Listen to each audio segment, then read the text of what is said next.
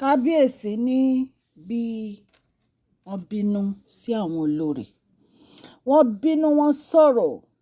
Wọ́n ní bí kábíyèsí ṣe ṣí Tádéníkáwọ́ oil and gas. Wọ́n láwọn olórí yarí, wọ́n náà bẹ̀rẹ̀ wàhálà. Wọ́n ní kábíyèsí sọ fún wọn pé kò sí nǹkan tán lè ṣe o, wípé kò sí ìjà tí wọ́n lè jà, kò sí nǹkan tí wọ́n lè ṣe, pé blood àwọn ó ní Queen Naomi, flesh àwọn ó ní Queen Naomi, soulmate àwọn ó ní Queen Naomi. Ẹni tí ò bá tẹ́ lọ́rùn kó gbé báàgì ẹ̀ kó jáde nínú palace àwọn. Wọ́n ní nǹkan tí kábíyèsí sọ nìyẹn. Kábíyèsí ní tí ò bá sí ti Tádé, àwọn èèyàn ò bá ti ṣe nǹkan tí àwọn ò ní gbàgbé fáwọn láyéláyé. Wọ́n ní ṣùgbọ́n torí Tádé, wọ́n ní kò sí nǹkan tí wọ́n lè ṣe. Wọ́n ní ẹ̀jẹ̀ àwọn ni Tádé. Wọ́n ní nǹkan táwọn bá ṣe fún Tádé àṣegbé ni. Wọ́n ní torí àwọn ni bàbá Tádé. Wọ́n ní àwọn olórí yìí tí nǹkan tí àwọn bá ń ṣe fún ọmọ àwọn tí ò bá tẹ́ wọn lọ́rùn kán palẹ̀ ẹrù wọn mọ́ kíákíá kó jáde nínú pálásì àwọn. Wọ́n ní torí pé wọ́n ṣẹ̀ṣẹ̀ bẹ̀rẹ̀ ni o. Wọ́n ní Tádé yìí kò sí ìlú tí ò ní dé. Wọ́n láwọn ṣẹ̀ṣẹ̀ mú ẹyẹ bọ̀ lápò ni. Ẹ̀yin èèyàn lé èyí tún lágbára o. Kábíyèsí, a dúpẹ́ lọ́wọ́ yín fún ọ̀rọ̀ tẹ́ ẹ sọ. Ẹ ṣeun. Tẹ́ ẹ dojú ti Queen Naomi. Tẹ́ ẹ dojú ti Queen Naomi, ẹ ṣeun. Kábíyèsí ní gbogbo nǹkan làwọn ti fáwọn olórí yìí. Àwọn fún wọn ní material thing, àwọn fún wọn ní love, àwọn fún wọn lásìkò, àwọn fún wọn. Wọ́n ní nǹkan tó kù táwọn ò tí ì fún wọn. Èyí tó kù fún Queen Naomi, wọ́n láwọn náà ní. Èyí tún lágbára o. Ìfẹ́ bí àdánwò ni. Ìfẹ́, ẹ wo, ìfẹ́ òtítọ́ lèyí. Ìfẹ́ òtítọ́ lèyí. Ẹ̀yin alábòsí ẹ̀dá.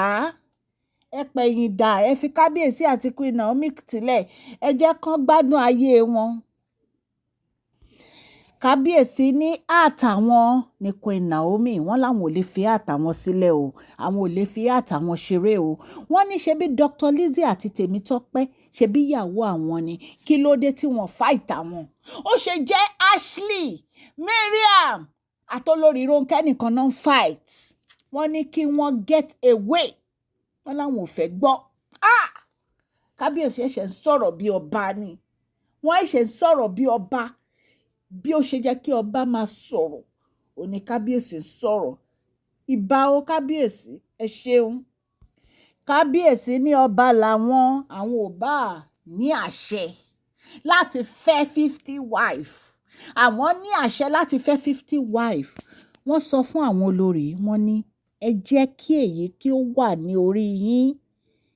Ọkàn kan tí mo ní òun ni Queen Naomi o. Ìfẹ́ kan tí mo ní láyé àti lọ́run nìyẹn.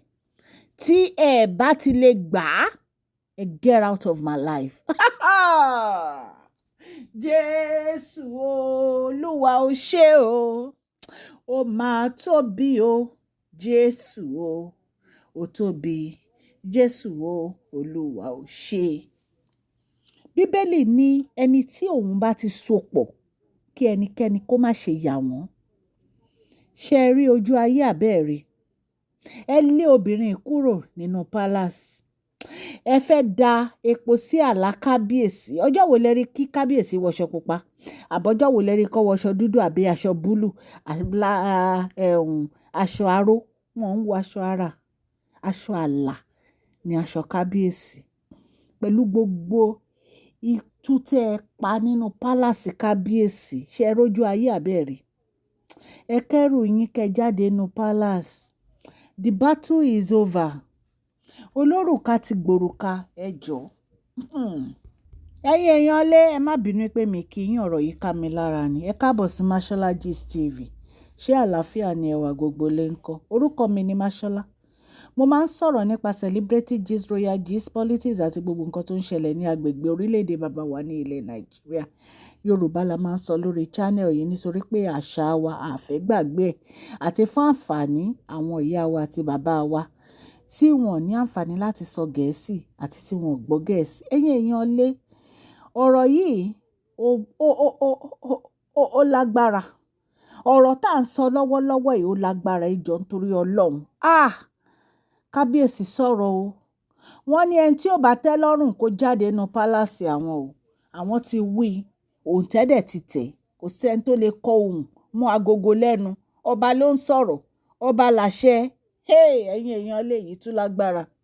Kábíyèsí ní ìfẹ́ àwọn fún Queen Naomi kò ṣeé wọ́n o. Orin ló bá délé ní o, ẹ̀yin èèyàn.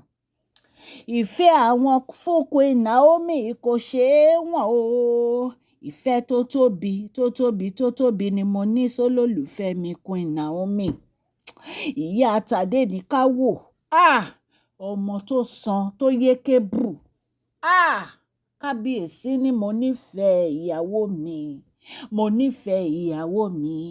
Ìfẹ́ kan tí mo ní láyé mi ni Queen Naomi o. Kò sẹ́ni tó lè yí i padà o.